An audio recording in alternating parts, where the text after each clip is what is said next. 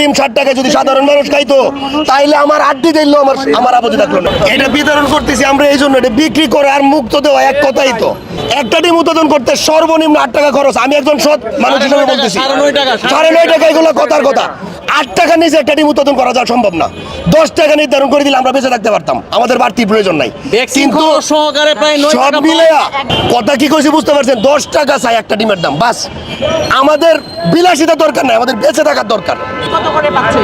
এখন 8 টাকা, 7.5 টাকা, সর্বোচ্চ 8.5 টাকা। এই যে এখন আন্দোলনের পরে 50 টাকা বাড়ছে, 8.5 টাকা বিক্রি করে আবার কইমা গেছে।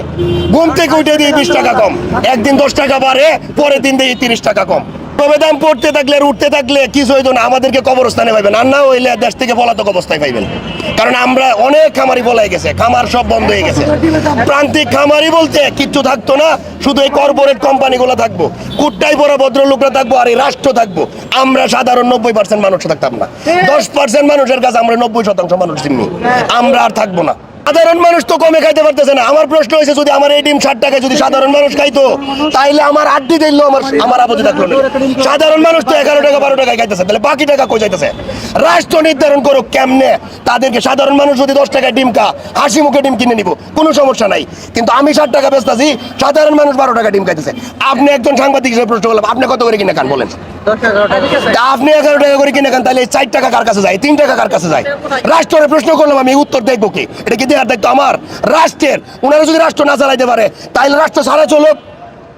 ওনারা আমাদের বেতন ভাতা নিয়ে ইয়াসি গাড়িতে চড়ার তো কোনো দরকার নাই, ওনারা এগুলো ছাড়া চলুক। আমরা রাষ্ট্র আমরা নির্ধারণ করবো কেমন চলবে, প্রয়োজন নাই তো।